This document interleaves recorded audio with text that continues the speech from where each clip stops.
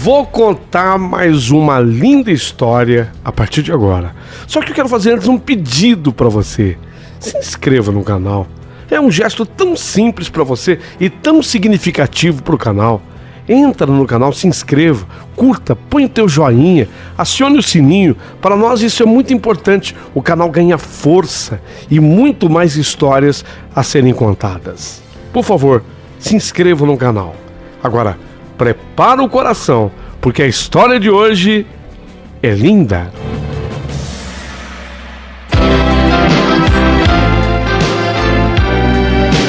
Rádio Emoção. Paulinho, boa pessoa. A verdade de cada um.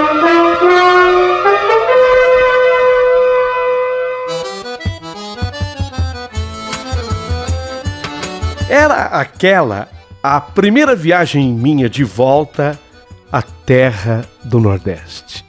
Eita viagem gostosa! Vocês vão embarcar comigo nessa. Mas antes, deixa o meu coração agradecido falar. Muito obrigado a você que mandou o seu valeu demais. Muito agradecido mesmo. São ajudas aqui para o canal importantíssimas. Todo esse dinheiro é revertido para o canal. Para continuar gerando empregos, né, Jesus?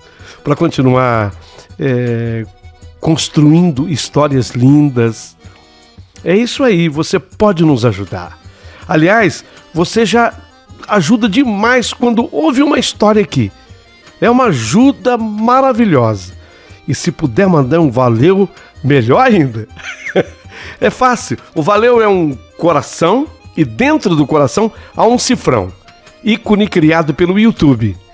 Tá naquela fileirinha onde você curte a história, onde você dá o seu joinha. Ali mesmo, correndo a vista para a direita, você encontra o coração e o cifrão dentro. Significa doação com coração, com amor. A gente de outros rincões, noutros países, fala que não tem o valeu. Manda uns super stickers. O quê? Tô invocado. Manda uns super stickers pro canal. Vai ajudar bastante. Por favor. Ah, Paulinho, mas não quero... Não tem problema. Se você não puder mandar ou não quiser mandar, a nossa amizade é a mesma. Você já me ajuda bastante. Vamos viajar comigo? Vem comigo nessa história. Você vai adorar. Você vai amar.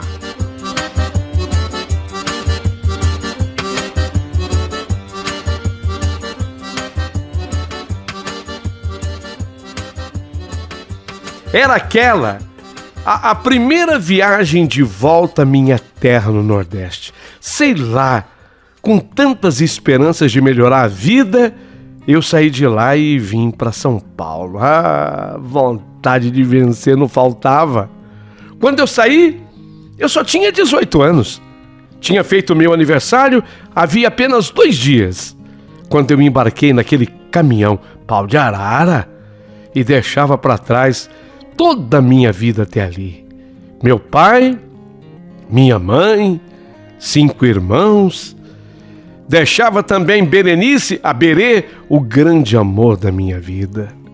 Fiz promessas a todos de batalhar muito em São Paulo e vencer. E de um dia voltar para comemorar com eles todas as minhas vitórias. Liga aí, ô Jesus, liga o caminhão. Isso, pau de arara, liga. Aí, põe a turma dando tchau. Adeus. Aí, tchau. Embarcamos naquele sonho. Mas a conversa que eu tive com a Berê foi aquela promessa especial. Me espera, Berê. Me espera. Eu volto para me casar com você. A batalha por aqui foi muito árdua, difícil mesmo. Não tive condição nenhuma de voltar antes. Mas 4 anos depois, malas prontas, eu levava um presente para cada um e para Berê uma surpresa. Eu tinha comprado um par de alianças de ouro e tinha mandado gravar os nossos nomes nas alianças. Eu estava eufórico. Quando eu cheguei ao terminal rodoviário, eu era pura empolgação em pessoa. Eu já estava na plataforma e o ônibus não tinha sequer estacionado ainda. Exatamente 15 horas, 3 da tarde, quando apontou por aquela portaria um ônibus de dimensões exageradas. Grande, bicho grande. Nossa, o ônibus era bonito, chique.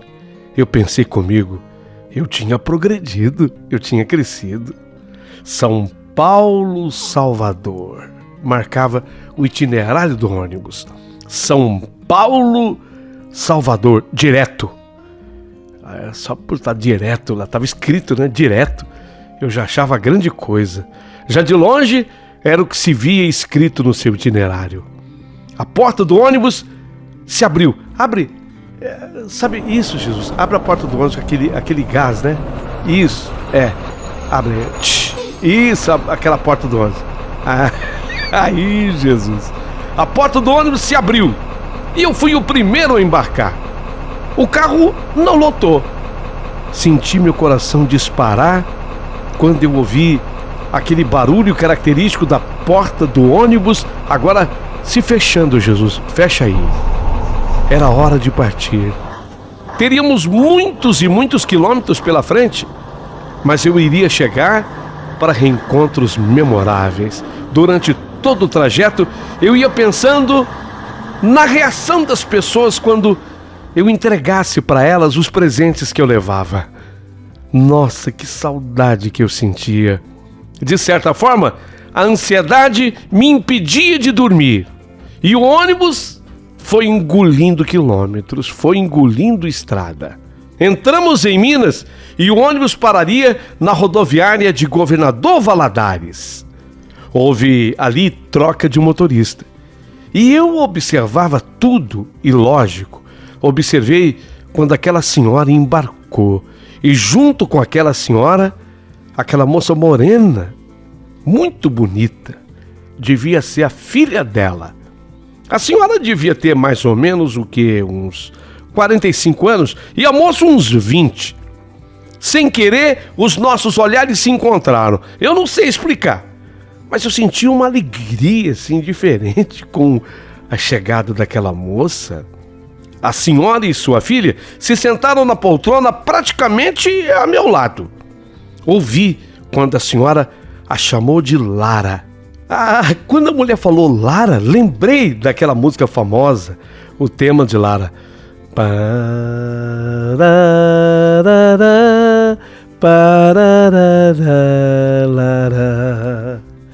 Lara, Lara, Lara, Lara, Lara.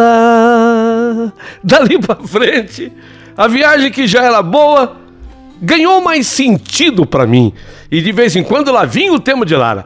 Lara, Lara, Lara, Lara, Lara. Opa! O novo motorista tocava o carro e de vez em quando eu era levado a olhar para a morena linda que estava ali ao meu lado, cujo nome era Lara. Ela também olhava para mim.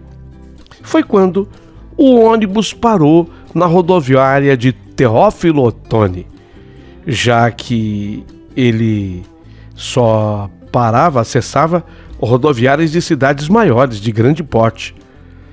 De repente, em Teófilo Otoni, entraram pelo corredor 3 indivíduos, que um deles carregava uma caixa de isopor de um tamanho considerável em cima da cabeça. Sujeitos mal encarados, tatuados. 2 deles usavam brincos em sua orelha esquerda. Tinham estaturas medianas, sendo que aquele que carregava a caixa de isopor e que seguia na frente era um pouco maior e mais forte do que os outros 2. Esse era loiro, branco, e não tinha os seus 2 dentes da frente. Os outros 2 vieram logo em seguida e seguindo os passos daquele primeiro. Ambos de cor parda. Estavam visivelmente embriagados. Já naquela rodoviária, um deles quis embarcar sem camisa e o acesso dele foi negado. E durante muito tempo ele insistiu. argumentando que não existia lei, não tem lei que me proíba de viajar sem camisa, eu nunca ouvi falar disso. Essa lei não existe. É lógico, toda aquela viagem se atrasando por causa daquela besteira, daquela bobagem daquele sujeito.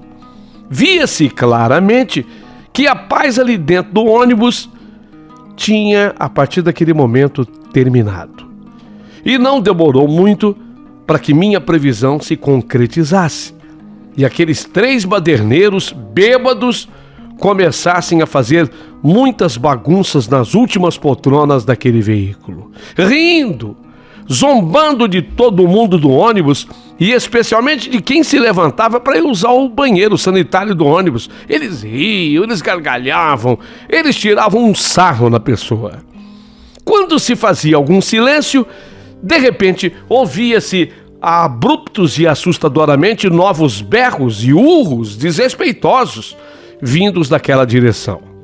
Já era tarde da noite, faltava menos de 20 quilômetros para chegarmos à Vitória da Conquista e aquela algazarra se tornando cada vez pior, cada vez mais insuportável, ensurdecedora até, assim como também a falta de respeito aos passageiros e aos profissionais responsáveis pela condução daquele ônibus. Foi quando Lara, aquela moça bonita, a Lara, se levantou, coitada, eu acho que ela segurou bastante para ir ao banheiro, que todo mundo tinha vergonha, né, de levantar para ir ao banheiro, porque eles iam tirar o sarro, eles iam brincar, eles iam tirar uma com a cara. Então a Lara, eu acho que não aguentava mais, e ela se levantou para ir ao banheiro. Pronto. Os sujeitos baderneiros começaram a mexer com ela. E a faltar com respeito mesmo. Até a falar besteira. Não era bonito o que eles estavam fazendo. E eu não achei que era correto. E aí, me achei sim na obrigação de defender aquela moça Lara. Então me coloquei de pé. Tipo, para me impor um respeito que pelo menos eu achei que funcionou. Porque ao invés deles mexerem com ela, com a Lara, começaram a mexer comigo. Tipo, o Playboy se doeu. Playboyzinho se doeu. É namoradinha, é irmã. Fica na sua, Playboy. Fica na sua, Playboy. Eu vi que a coisa ia engrossar. Eu me sentei, mas pelo menos a moça, a Lara, pôde voltar para o seu lugar sem ser importunada. Aliás, sem ser importunada mais do que já tinha sido. Mais uns quilômetros e, inesperadamente, aquele ônibus diminuiu sua velocidade e parou, estacionou. Quando eu olhei, o ônibus parou justamente em frente a um posto de polícia, Polícia Rodoviária Federal. Nesse momento, os berros, os vozerios desrespeitosos dentro daquele ônibus se fizeram calmos, mais silenciosos. Nossa! Quer dizer que a macheza toda dos sujeitos foi embora. Ficou tudo quietinho, sabe? Parecendo que ali havia um túmulo. Alguns passageiros aproveitaram a oportunidade para também descerem no posto da rodovia da Polícia Rodoviária Federal e ficaram livres daqueles delituosos, mesmo que momentaneamente. Poucos minutos depois, entraram pela porta daquele coletivo 3 integrantes da polícia.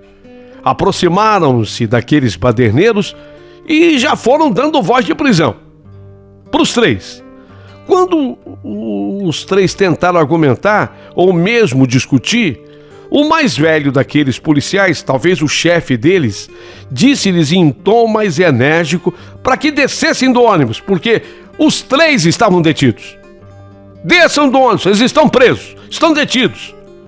Os 3 se levantaram e 2 deles já obedeciam àquela ordem, quando o terceiro, lembra do loiro sem dentes?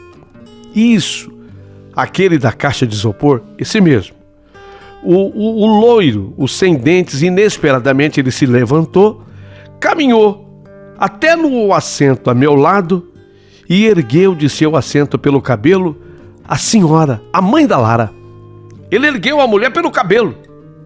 colocou-a de costas e deu-lhe uma gravata no pescoço e colocou-lhe um punhal no peito.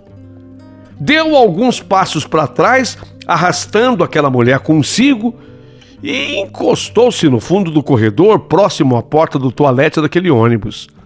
E sempre com o punhal no peito daquela mulher. E ela ali, coitada, inerte, sem se mexer, sem se mover. Com aquela chave de pescoço, ele mantinha aquela mulher em uma posição estratégica de defesa. E na outra mão, ele segurava a arma que era um punhal, que parecia até mesmo roçar nas roupas daquela senhora, de tão próximo ao corpo que o punhal estava. Ele mantinha aquela mulher sempre virada de frente para os policiais e ele escondido atrás do corpo daquela senhora. Houve um grande alvoroço dentro do ônibus. As mulheres gritavam, as crianças choravam e aqueles 3 policiais ficaram sem ação.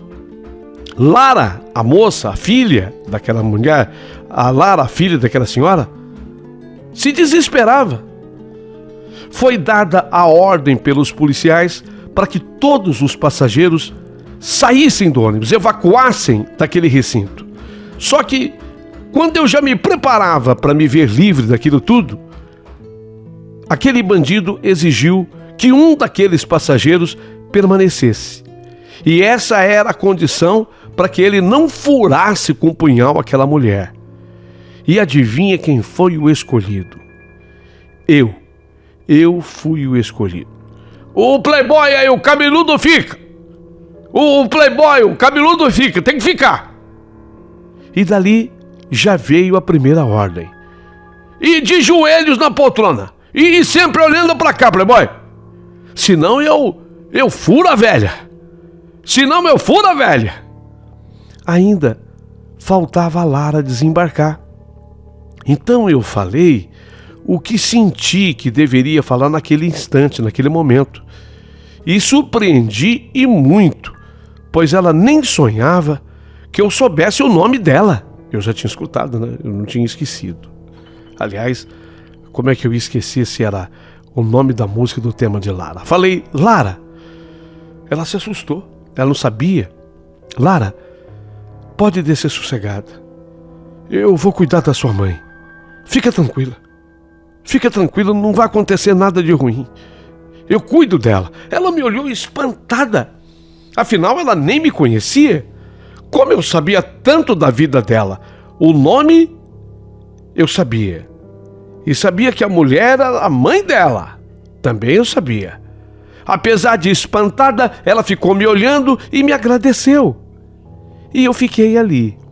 Se tudo corresse bem, eu poderia sair daquele ônibus, daquele coletivo, como, sei lá, uma espécie até de herói. Não foi o que eu pensei na hora, mas era o que poderia acontecer. Mas que coisa, nada se resolvia. E tudo aquilo já perdurava mais de 2 horas. Eram aqueles policiais ali postados e aquele delinquente com aquele punhal no peito daquela senhora. E nenhuma proposta era aceita por aquele sequestrador, porque era uma espécie de um sequestro. Até que houve aquela ação.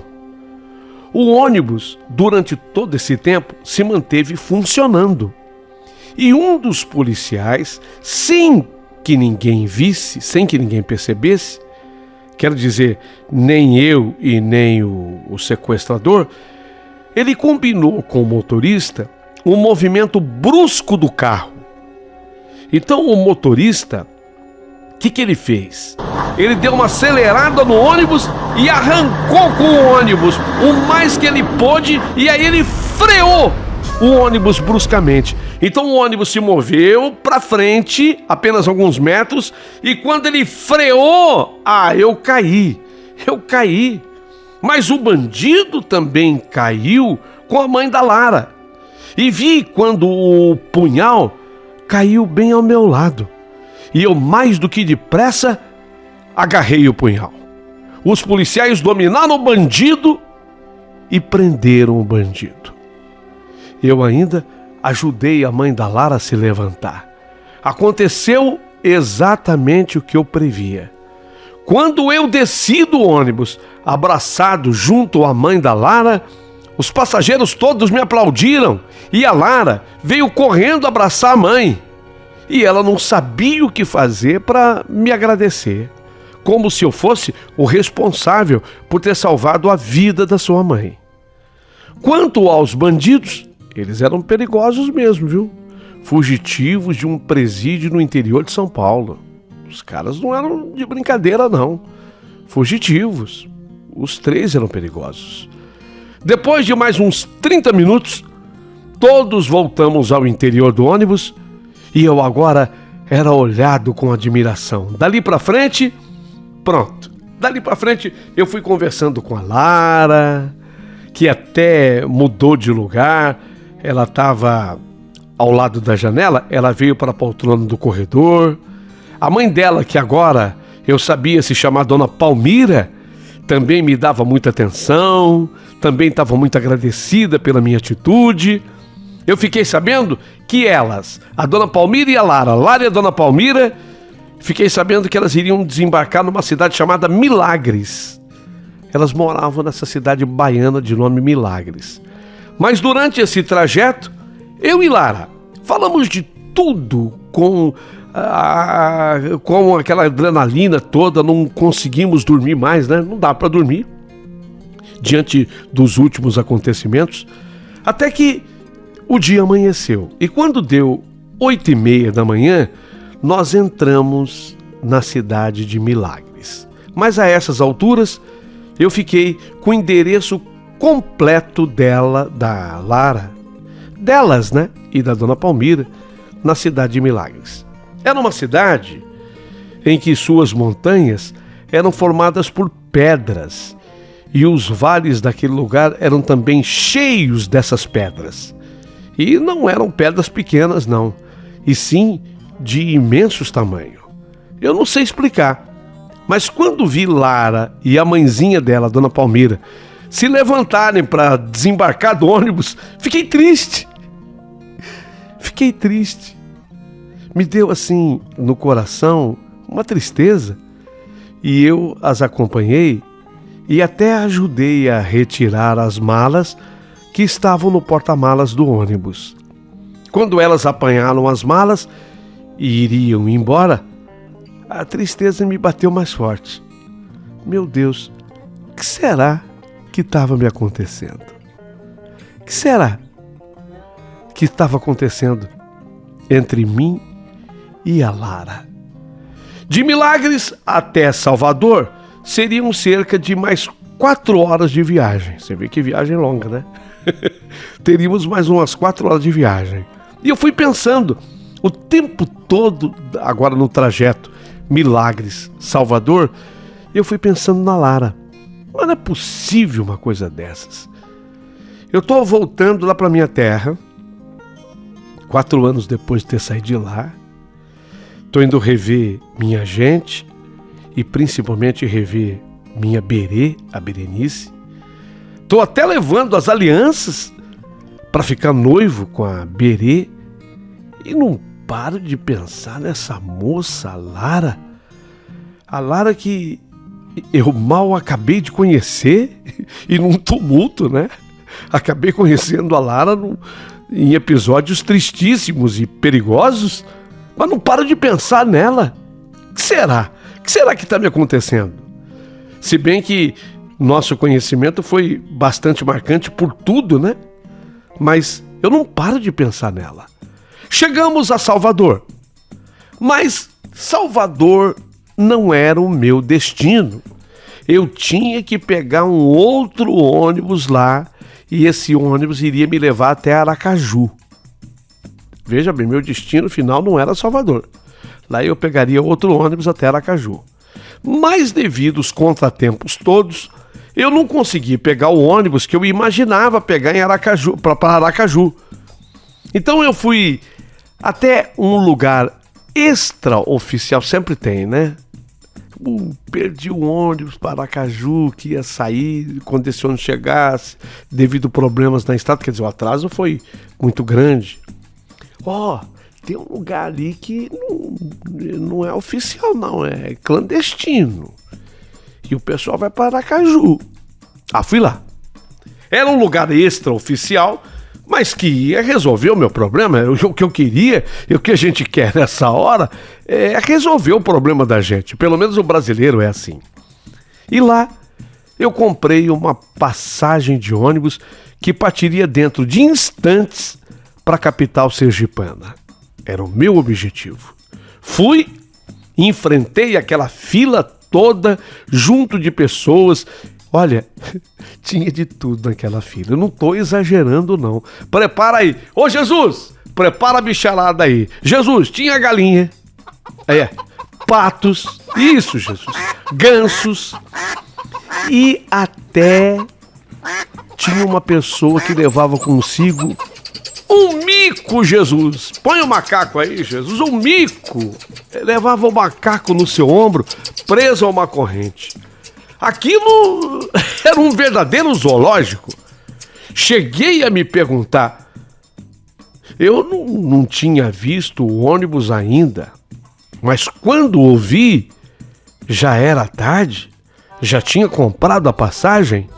O ônibus era a verdadeira imagem do que se poderia chamar de uma autêntica lata velha. Aquilo era a própria lata velha. E no ônibus entrava a gente, mas também põe a bicharada, Jesus, os patos, as galinhas, Jesus, os marrecos, e principalmente entrou aquele homem com o mico, com o macaco de pendurado sobre o seu ombro. Seriam aqueles os meus companheiros de viagem? Naquele momento, carregar animais naquele ônibus para mim pouco importaria. O importante era que eu já estava seguindo para o meu destino final e que, a toque de caixa, venceríamos rapidinhos aqueles 300 quilômetros. Ainda tinha dali onde eu estava mais 300 quilômetros. Se eu já tinha sofrido numa parte da viagem, metade dela, digamos assim, um pouco mais da metade, é verdade, eu teria ainda muito que enfrentar. Mais 300 quilômetros e aquela bicharada toda comigo dentro do ônibus.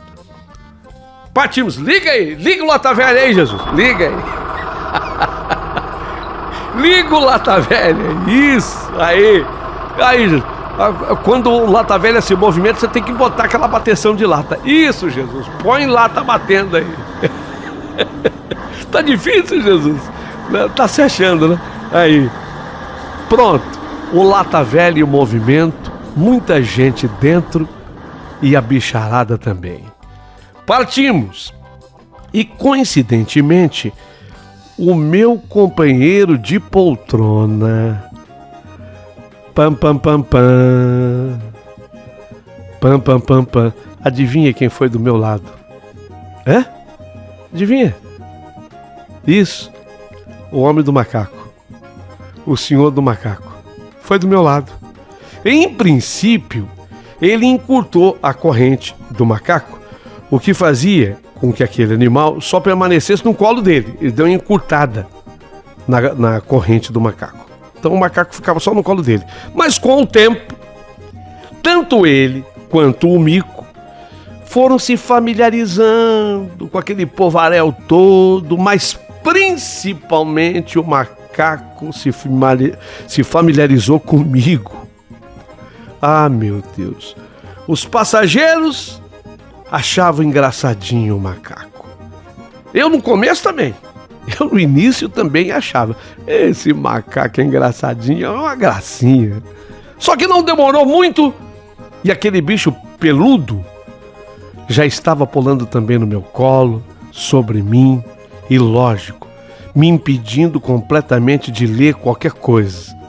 O macaco invocou comigo e não me dava sossego. Queria mexer nos meus bolsos, roubou minhas balas, o meu bombom e o seu dono. E o povo do ônibus riam da cena. Tá achando que eles ficavam bravos? Não. O macaco roubou bala, roubou bombom, mexia no meu bolso. E o povo e o dono do macaco riam da cena. Eu pensava, meu Deus, mas não é possível. Que viagem é essa? Que viagem... Primeiro, os bandidos. Que embarcaram em Teófilo Otoni. E agora? Agora o macaco? E o restante dessa bicharada toda? Põe a bicharada aí, Jesus! Macaco e a bicharada. Era aquele mico em meu colo, às vezes querendo alçar o meu ombro, e aquela lotação parando de 2 em 2 minutos. Breco, Lata Velha, breca, Jesus, desce gente, entra poeira, entra gente, sai gente, entra poeira, mais gente, sai bicho, entra mais bicho, bicho diferente, para, liga o Lata Velha, põe o Lata Velha em movimento, Jesus, e lá vamos nós. Previ. E agora eu já estava totalmente arrependido que naquela batida, foi uma previsão minha, naquela batida, aquela distância que eu imaginei que seria percorrida no máximo em 5 horas, não vamos chegar mas nem com 10 horas, nem 10 da noite a gente chega lá. Mas nem 10 da noite a gente chega lá. Enfim, chegou o momento da parada pro almoço. Prestem atenção. Chegou o momento do Lata Velha parar para a turma almoçar. Eu me lembro do motorista, ele ainda bateu palma. Pessoal, aqui vocês podem almoçar que dá tempo, viu? Vou dar uma descansada no motor.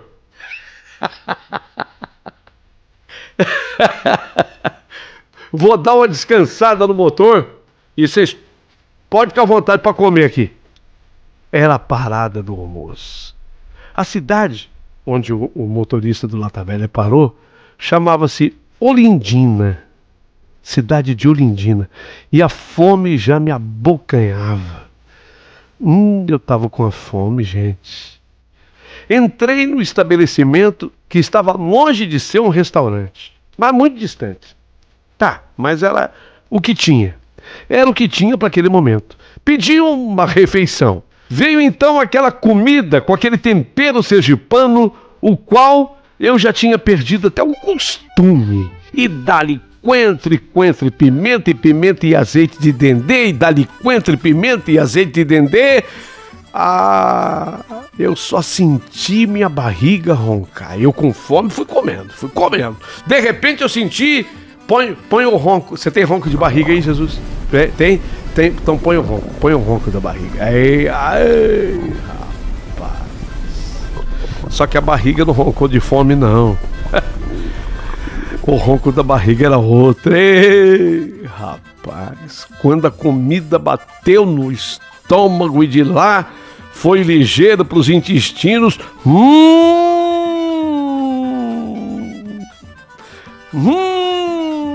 Põe o ronco de barriga, Jesus. Parece que deu nós nas tripas. E eu tive que correr pro banheiro.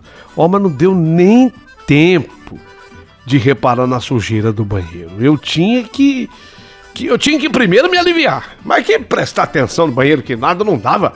Dava tempo. A coisa quando pega a gente. Você sabe como é que é. Você que tá ouvindo, você nunca teve uma dor de barriga? Nunca? Lógico que já.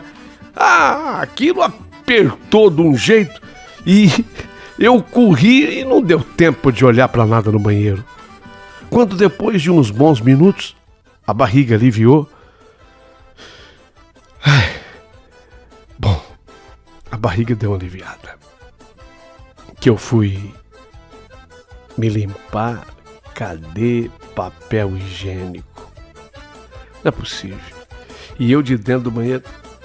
Por favor, alguém pode me trazer papel higiênico? Por favor. Será que alguém tá me ouvindo aí? Papel higiênico. Olha, eu não sei, eu falei mais de 5 minutos. A palavra papel higiênico, então, eu pronunciei não sei quantas vezes. Até que um filho de Deus me passou um rolo daquele papel higiênico, sabe? Que mais parece uma lixa do que papel higiênico, mas pelo menos era o tal do papel. Eu praticamente usei o rolo inteiro. Tava livre? Tava nada. Agora eu tinha ainda um macaco no meio do meu caminho. No meio do meu... É aquela frase, né? Ao invés da pedra eu substituí. Tinha um macaco no meio do caminho. No meio do caminho tinha um macaco.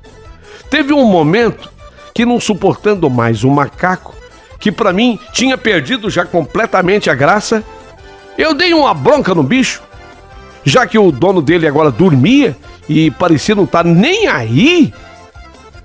Pois não é que o macaco me lascou uma tremenda de uma mordida na mão? O macaco parecia ter prática em morder. Ele fez doer, mas não sangrou. Ele mordeu a minha mão, mas não sangrou, para não deixar provas do crime. Olha que bicho danado. Até isso o macaco fez. Até isso eu tive que suportar. Sossega, Chico. Foi tudo que falou o dono do macaco. Depois que me mordeu, sossega, Chico. Minha vontade ali era esgoelar aquele bicho. E o dono dele em primeiro lugar, vai. Eu tava com mais raiva do dono do que do macaco, é óbvio, e eu deveria ter sido assim mesmo.